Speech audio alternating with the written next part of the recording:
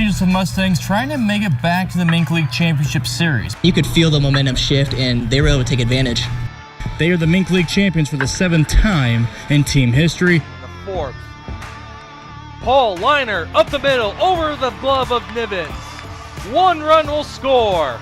2 runs will score. And those guys were just so tough all year long, especially towards the end. You know, they got hot when it mattered the most. The St. Joseph Mustangs are 2021 Mink League champions. They were super excited for the opportunity to bring a championship back. Welcome to this week's episode of the St. Joe Mustang Show, episode 4, sponsored by Getz Credit Union and Triumph's Food. And I'm here with Chris Roush and myself, Mr. Riverall. What a week it's been already. Mustangs on the road for most of the week. What a year it's already been. We're on episode number 4. There's been some pretty good performances so far from these Mustang players. Yes, I agree, and a couple of them are pretty local, and especially one of them. Yeah, a lot of these young guys, these local guys, are pitchers on the staff. One guy in particular, a Savannah native, Braden Berry, having a pretty good start to his season with the Mustangs. Braden Berry returns for his 2nd season with the St. Joseph Mustangs, already establishing himself as one of the top pitchers for the team. Anything that a college baseball player would want. I mean, there's all sorts of talents here. There's good coaches that will help you develop your game. And then, like, we have multiple free resources to just develop your game each and every day. In year 2, Berry's confidence continues to grow, especially after his first season with the squad. It's pretty awesome, to be real. Winning it last year, I mean, that's obviously the goal at the end of the year, but just to come back and be a part of it in front of our amazing fan base, the amazing guys in the clubhouse, Johnny, Frankie, Mac, just anybody that has anything to do with this organization is amazing to be a part of. The Savannah native came to the Mustangs after his first season of college ball last season, and playing summer ball in St. Joseph goes a long way in helping him prepare for his college seasons. Yeah, they're learning moments. I mean, my head coach at Iowa Western said it best: you either win or you learn. I mean, there's like my outing the other night, I didn't throw well, but I know what I need to fix. And there's days like you throw really well or play really well, and you still go back and look at the video, figure out what you did wrong, even if it's just something minor. Berry's made 2 starts this year, and he's averaging almost 8 Ks per 9 innings, but he still knows there's plenty of room for improvement. I'm as hard as anybody can be on myself. I mean, I make something bad, and physically and mentally, like, I gotta be better. I mean, it's something that you try to do each and every day to be better than the guy standing in the box.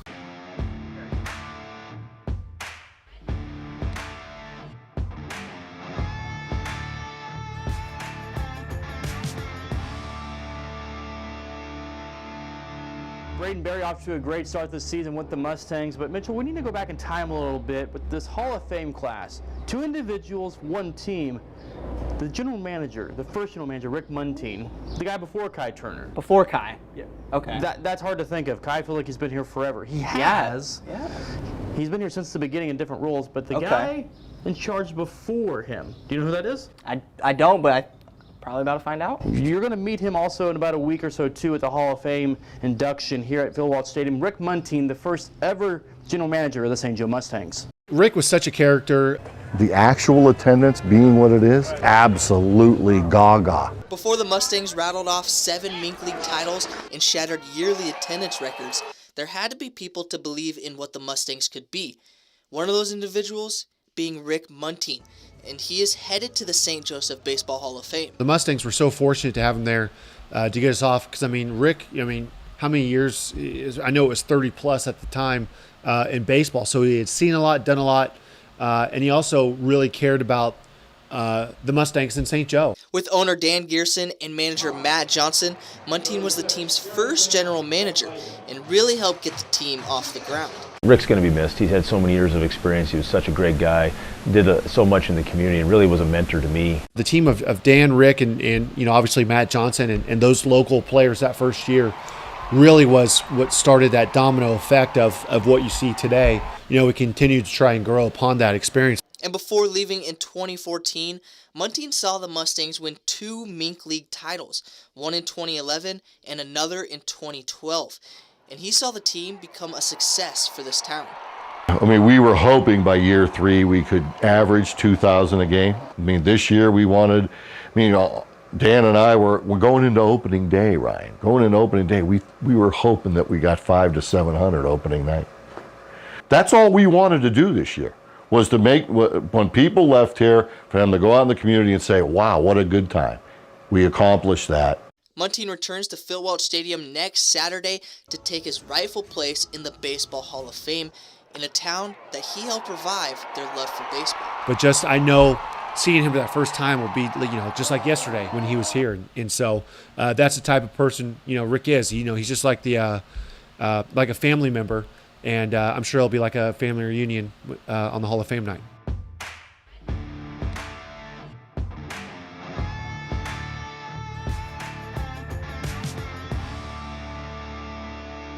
Don't go anywhere, because still to come is episode 4 of Blazes Battlegrounds. I'm not competing this week. Someone else may be. Who? Well, you have to find out.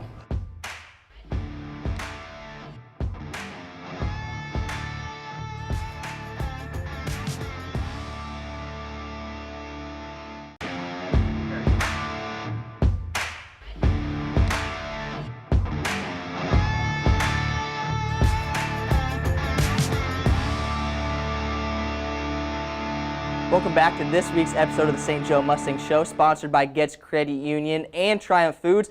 And there is a lot of local players on this team, but it's not just players. There's a lot of local coaches as well. I'm local too. I guess, yeah. You're local to Oregon. Local to Oregon. Oregonite? Oregonian? Oregonian. Oregonian. Oregonian. So it's like origami. No. Oregonian? Sure. Okay. Yeah, sure. You're local to Oregon. Local to Oregon. This guy. Anyway, a lot of local players, local coaches. One coach, the assistant coach, Truman Merrick, he's been living baseball his whole life. Him and his wife opened up an academy a couple years ago, and it's been way more than what they thought it originally would be.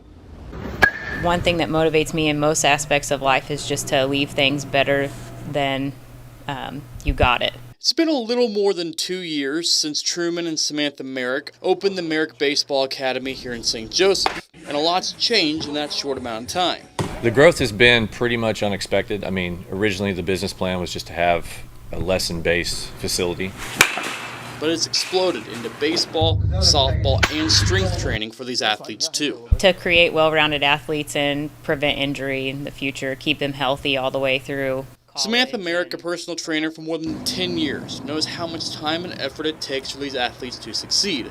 Without singling out or pointing at specific people, I think that there's a really big poor me mentality in sports, and we want to kind of teach kids to not look at the world with that view, look at everything as an opportunity to grow and learn. This husband and wife duo's dreams continue to grow. They've moved spaces twice now. They've brought in a lot of instructors to also help the next generation of athletes. When I interviewed Sammy, one of the questions I asked her was, what's the difference between softball and baseball swings? And the first thing she said, she's like, there's absolutely nothing. I was like, good, you're already hired and you have no idea, just from that. Among these instructors, a lot of local familiar faces who had standout baseball and softball careers. Just getting some guys here in town that are willing to pass on their knowledge to the younger generation is awesome. Just being able to reach so many different kids and players and being able to help a lot of people out. I love giving lessons and giving back and help creating a passion in young athletes that I have. I've always just wanted to kind of do pitching lessons after and just kind of stay connected with it. So much talent up here that it's just great for them to be able to have this spot to come together. The Merricks want the academy to be a tool for local athletes and teams. But more than that, they want to help make a difference.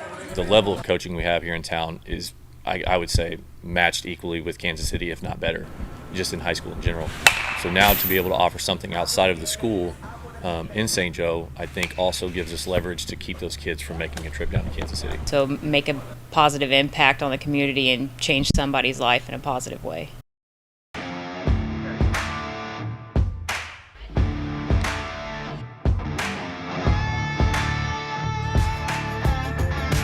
Welcome back to the St. Joe Mustang Show right here on KQ2, presented by Getz Credit Union and Triumph Foods. Joining us now is the owner of the St. Joe Mustangs, wearing his Tenderloins hat.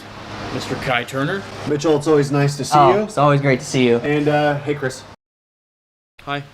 Go ahead. What were you saying? You said and. Besides hi. Oh, that was it. Okay. Yeah. All right, Mitchell, you go ahead and take this then. I guess I'm the afterthought. Oh, no. I was just saying, it's always a pleasure to see Mitchell. He's doing a great job. What about me?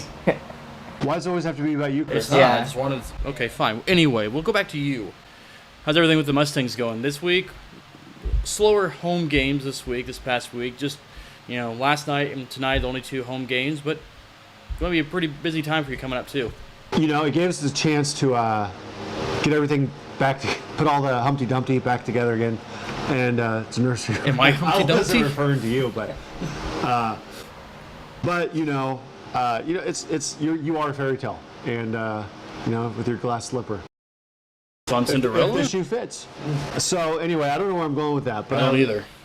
It gave us a chance to kind of recollect ourselves and get back on the horse, if you will. So, but I mean, looking forward past this, I mean, this is when, this is 3 out of 8 weeks done. And so next week we're halfway done. July 3rd, July 4th, right after that, which is always a fun event. And this is when, baseball, every game really does matter. The guys get to know each other, get a little bit more comfortable. And but I'll tell you, like every time you come out here, we've got something different planned. Whether it's Harry Potter night or Jurassic Park and all the crazy things. So if you miss a game, you're missing out. But here you are with Chris and Mitchell today. Trent Krim. Yeah. Because we got Ted Lasso night. We did, and so that was a lot of fun. I don't know if Chris, you can include it into the show. People probably want to see some of the bloopers. That was fun. And he said it's pretty much halfway through the season, and it's kind of when the guys start clicking now. So what do you want to see from the team and even the fans showing out? Well, you kind of see like the chemistry, and it's kind of the deal. So sometimes we'll get behind, but you go back to where we left last year when we were behind in that game. These guys won't give up, and so every game does matter, and the standings reflect that. And so we're playing for a playoff spot now, and so really this is real. But it's also this part where they played a lot of baseball because they play in their spring seasons, and there's like no breaks. And if you look at our schedule, we're playing darn near every day, and so. That's where I kind of call it like the Phil Welch advantage, where you've got that extra oomph of the people in the crowd cheering you on, who are in your corner. And so I can tell you, like our players, they feed on that energy. And so it's a special place, and we just need people to continue to pack the stands like they have so far this year. So we'll see what happens.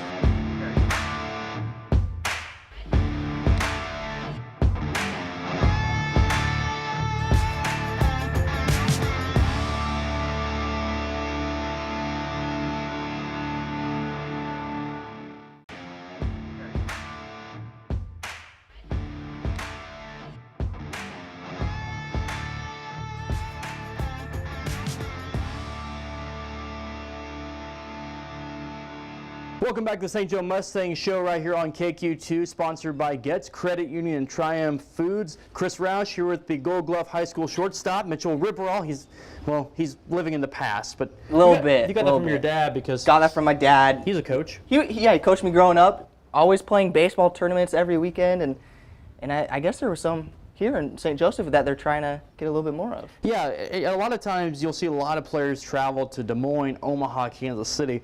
Well, 2 organizations trying to bring teams to St. Joseph, and they did that last weekend.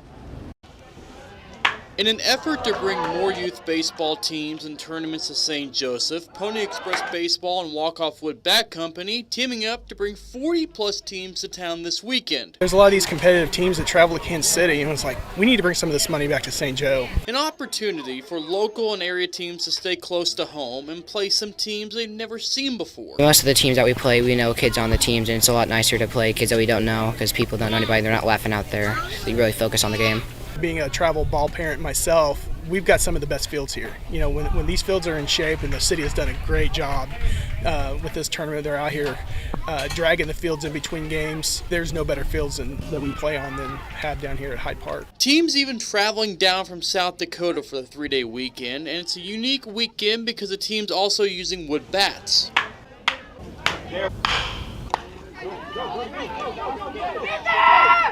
That's awesome. It sounds really good off the bat. I mean, it doesn't go as far when you hit, but it sounds really good. Hosting baseball tournaments might not seem like a big deal, but it is for those wanting to grow the game here in town. Instead of traveling hundreds of miles every weekend, why not use the ballparks around us? It's just a lot of fun to see parents happy, kids happy. You know, it's just a good time. Being out there with my teammates, winning, love hitting bombs, you know, all the friends and stuff. Question. Answer. Who let the dogs out? Who? Who? Who? We don't know that answer, but we do know who let the dogs out to the ballpark. Bark at the Park night. There was dozens of dogs out here. You could have taken one home if you wanted. I could have. I wanted to. Why didn't you? Just wasn't in the cards. Oh. Yeah. Well, we'll try to get you a dog anyway. Bark at the Park night still to come here on the St. Joe Mustang Show. And don't go anywhere. Stay tuned because Blaze Kemper takes on, we'll find out. I'm not even reading the questions this week. Who is it? Who is it?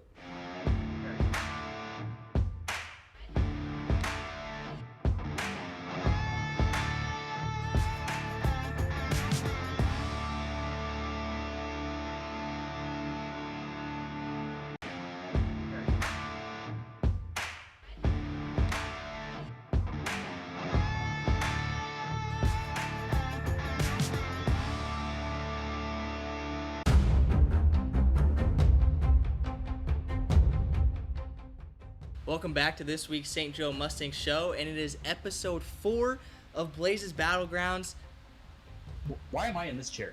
You're competing against him. It's Blaze against Chris Roush in this episode. I sit there. Usually you sit here, we're switching things up because I already lost. Now it's your turn. To lose? To lose. See, this is why this Yep. doesn't work. All right. Right here? No. It's already broken. This isn't going to work. All right, let's get started. Blaze, question number 1. Name 2 historic players that have played at Phil Welch Stadium. Yogi Berra and Mickey Mantle. Correct. That was very quick. Chris. It's on the sign. Chris, what was the name of the team that played home games at Phil Welch in 1939? The Cardinals? St. Joseph Saints. Blaze, question 2. Who were the first 2 female coaches to coach with the St. Joe Mustangs? Lexi Bernard and Sammy Bunch. All right. Who did the Mustangs beat in the Mink League title game last year? That would be Sedalia. Yes, correct. 2-1. I like them apples. What high school did pitcher Camden Lutz attend? St. Joseph Christian. I'm sorry. Correct. What questions are these? These are, I thought they were tough. Who did the Mustangs open the season against this year? Des Moines. Clarinda. What are you smiling for? I'm winning. Okay.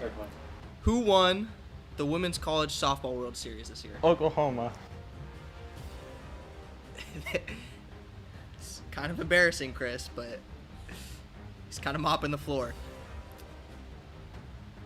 Who did I interview live after last year's playoff win against the Clarinda A's up in Clarinda? So you want me to go back to July of July 20th, 21st? You had me go back to 1954. Well, that's different.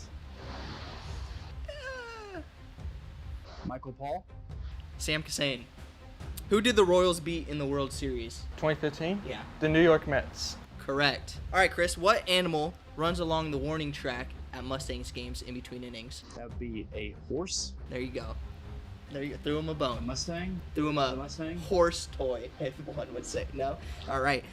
This one is worth 2 for Chris. As of Tuesday evening, who leads the Mustangs in runs batted in this year? I was just looking at that too. A hint. It's a 4-letter first name. Jack Wagner? Correct. What college is Ty Hilsabek committed to? No pressure. No pressure. Northwest Missouri State University. Correct. And Blaze stays the winner. He is 4-0. Chris struggled this week. Blaze, congrats. Chris, would you like to say anything? It's a lot harder than you thought, right? This is rigged. Whatever. I want to be back in that seat. All right.